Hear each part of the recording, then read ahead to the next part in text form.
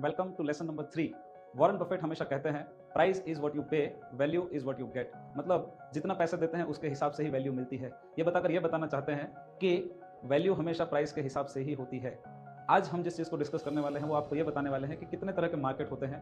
और आपने बहुत सारी चीज़ें जैसे सीख ली, स्टॉक मार्केट है, शेयर्स क्या होता है, आने वाले चैप्टर्स में और सारी चीज़ें सीखेंगे। लेकिन स्टॉक मार्केट की तरह ऐसे और बहुत सारे मार्केट होते हैं, जैसे मनी मार्केट है। तो मनी मार्केट बेसिकली क्या करता है, ये एकदम अल्ट्रा शॉर्ट टर्म होता है। जैसे बैंक्स है, कभी कभी बैंक्स को भी पैसों की जरूरत पड़ जाती है। तो जब हमें जरूरत पड़ती है तो हम तो कहीं से ला पाते हैं, बैंक्स कहाँ से लाएंगे, राइट। तो बैंक्स को जो पैसे लाने हैं वो मनी मार्केट से लाते हैं, और वहां पर एक दूसरे बैंक्स जो है दूसरे बैंक्स के साथ डीलिंग करते हैं। किसी बैंक के पास एक्स्ट्रा पैसा है, किसी बैंक के पास कम पैसा है, तो बैंक एक दूसरे के जो पैसों के लेन देन करते हैं वो होता है मनी मार्केट। दूसरा हमारा स्टॉक मार्केट, जिसके बारे में हम चर्चा कर रहे हैं। इसमें टाइप दो प्रकार के होते हैं। एक प्राइमरी मार्केट, जैसे हमने एक एग्जांपल लिया था रमेश का, कि रमेश की एक शॉप है और इन्होंने पहली बार जब हम प्राइस शेयर्स को निकाल रहे हैं उसको इनिशियल पब्लिक ऑफरिंग बोला जाता है, IPO.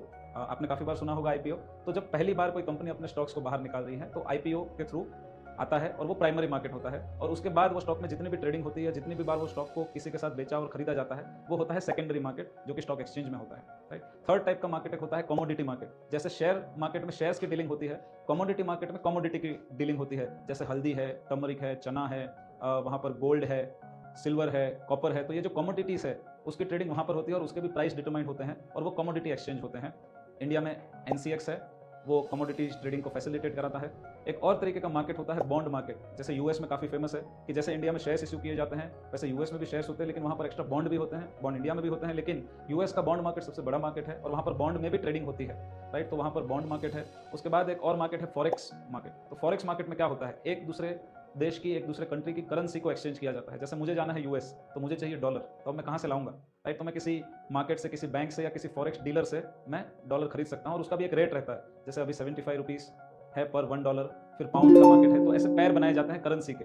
US INR, USD INR होता है, फिर होता है पाउंड आईएनआर, फिर यूएसडी पाउंड भी होता है, फिर जापानीज है तो येन के साथ इंडियन रुपीस है। तो ऐसे अलग अलग कंट्री के अलग अलग जो करेंसीज है उसमें भी प्राइस में फ्लक्चुएशन होता है, और वो फॉरेक्स मार्केट डिटरमाइन करता है, और फॉरेक्स मार्केट में उसकी प्राइसिंग होती है, और वो वहां से हमें पता चलता है कि हमारे कितने डॉलर चाहिए तो कितना रुपया लगेगा, राइट। तो ये फॉरेक्स मार्केट होता है। तो इस तरीके से देखा जाए तो कई सारे मार्केट होते हैं। अब बात ये करते हैं कि इंडियन स्टॉक एक्सचेंज में जैसे प्राइस फ्लक्चुएट होती है, तो ये प्राइस को कौन डिटरमाइन करता है, मतलब कोई तो होगा जो प्राइस बताएगा, राइट। तो जब हमने जैसे देखा प्राइमरी मार्केट होता है, सेकेंडरी मार्केट होता है। तो प्राइमरी मार्केट जब होता है, जब पहली बार शेयर्स इश्यू किए जाते हैं, तब वो शेयर्स की वैल्यूएशन जो करते हैं वो इन्वेस्टमेंट बैंकर करते हैं। मतलब ये जो कंपनी होती है, जैसे रमेश है, वो एक इन्वेस्टमेंट बैंकर को हायर करेंगे, और वो इन्वेस्टमेंट बैंकर जो है वो कंपनी के आने वाले सालों का प्रोजेक्शंस बनाएंगे कि आने वाले कंपनी के सालों में कंपनी कितना प्रॉफिट करने वाली है, कंपनी का कितना ग्रोथ होने वाला है, और कंपनी का पूरा एनालिसिस करके एक प्राइस डिटरमाइन किया जाता है कि ये हो सकता है 90 रुपए से लेकर 100 रुपए, या 100 रुपए से लेकर 115 रुपए। तो उस तरीके से एक बार के लिए प्राइस डिटरमाइन होता है आईपीओ, और ये प्राइस के सब्सक्रिप्शन पे लोगों को शेयर इश्यू किए जाते हैं। एक बार स्टॉक की लिस्टिंग हो गई स्टॉक मार्केट में, स्टॉक एक्सचेंज में, उसके बाद जो उसकी प्राइस डिटर्मिनेशन है वो लोगों पर डिपेंड हो जाती है, वो इन्वेस्टर पर डिपेंड हो जाती है। कैसे? जैसे ज्यादा से ज्यादा इन्वेस्टर अगर एनालिसिस करते हैं कि ये स्टॉक ऊपर जाने वाला है, ये कंपनी का ग्रोथ होने वाला है, ये कंपनी आगे जाके बहुत अच्छा प्रॉफिट करने वाली है, तो ज्यादा से ज्यादा लोग उस स्टॉक को खरीदना चाहते हैं। क्योंकि ऐसा हो सकता है ना, जब इनिशियल पब्लिक ऑफरिंग आई तो कंपनी के पास 1 करोड़ शेयर थे, और रमेश की जो कंपनी थी उन्होंने 1 करोड़ शेयर मार्केट में दिए।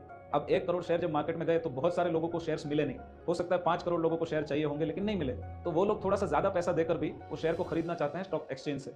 तो इसलिए वो लोग जो है वो कोई 105 रुपए में, कोई 110 रुपए में, कोई 120 रुपए में, तो जो लोग जितना जितना ग्रोथ को एक्सपेक्ट कर रहे हैं उतना उतना प्राइस देके उस शेयर को खरीदेंगे। तो जो प्राइस डिटरमाइन होता है उसका सबसे बड़ा फैक्टर होता है, वो होता है कि मार्केट में डिमांड कितनी है।